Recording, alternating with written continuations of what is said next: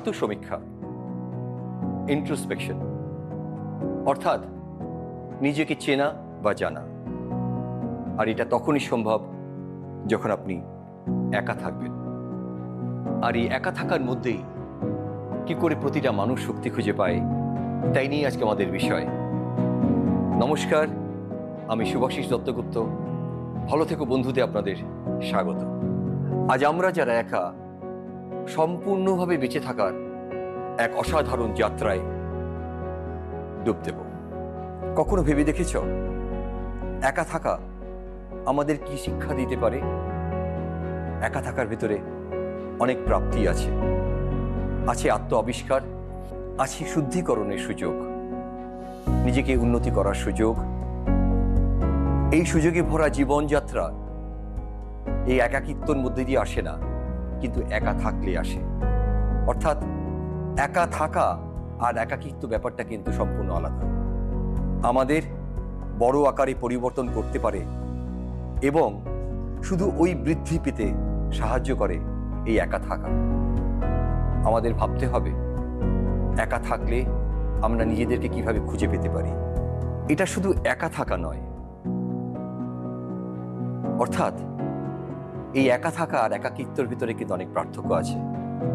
এই একা থাকা নিজের সম্পর্কে নতুন করে খুঁজে পাওয়া, অর্থাৎ আমরা we become the captain of the ship। আমরা আমাদের জাহাজের ক্যাপ্টেন হয়ে গেলাম। আজকের এই ব্যস্ততার পৃথিবীতে একা থাকাটা অনেকের কাছে কিন্তু একটু ভয়ের, কিন্তু বিশ্বাস করো বন্ধু, আমরা হয়তো একা না থাকলে পরে জীবনের অনেক মুহূর্তগুলো মিস করব, অনেক শব্দ, অনেক কোলাহল আমরা মিস করব। কিন্তু এই একাকিত্বের বাইরে গিয়ে এই একা থেকে আমরা অনেক কিছু জানতে পারব, আমাদেরকে শেখার একটা বিরাট সুযোগ এনে দেবে। অর্থাৎ আমরা আমাদের নিজেদের জাহাজের ক্যাপ্টেন হয়ে গেলাম। হয়তোবা কোনো সময় মনে হতে পারে সেই কোলাহল, সেই মানুষজন, তার বাইরে আমি থাকবো কি করে।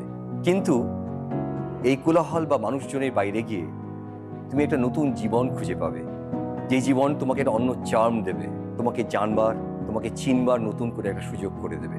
ইট helps you to grow in life and see life in a different way. আমাদের এই জার্নিটা, অর্থাৎ জীবনের এই যাত্রাটা, এই একা থাকার যাত্রাটা তোমাকে কখনোই একাকিত্ব বোধ করতে দেবে না, তোমার নিজেকে খুঁজে বেড়ানোর একটা সুযোগ করে দেবে আর নিজেকে চিনতে পারার একটা সুযোগ করে দেবে।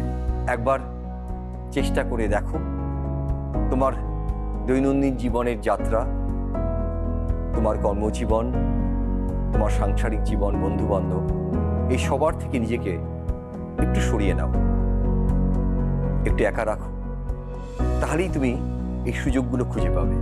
আর এই জিনিসটাই তোমাকে সাহসী করে তুলবে। এই পৃথিবীতে তুমি যখন একা থাকতে শুরু করবে, এই পৃথিবীটাকে নতুন করে তুমি জানতে শিখবে। তোমার ভিতরে তোমার একটা আলাদা শক্তি সঞ্চয় হবে, খুঁজে পাবে এক অনন্য অনুভূতি, খুশির অনুভূতি। তোমার পুরনো ভুল, তোমার স্বপ্ন, তোমার চলার পথের যে বাঁকগুলোকে তুমি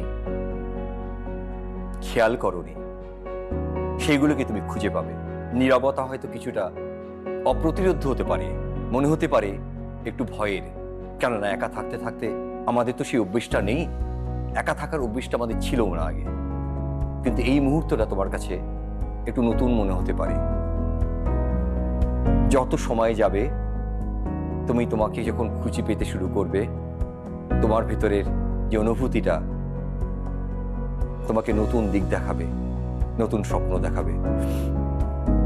two create something very beautiful is a place to discover ourselves. Buddha বলেছিল, to have a balance life, not too much more, not too much less. একটা সামঞ্জস্য রেখে চলতে হবে জীবনে। আর আমরা যখন এই ব্যস্ততার জীবনের মধ্যে থাকি, আমরা সেই ব্যালেন্সটা কিন্তু রক্ষা করতে পারি না। আমাদের সব সময়ের জন্য মনে করা উচিত এই ব্যালেন্স লাইফ রাখতে গেলে পরে তোমাকে একা থাকতে হবে।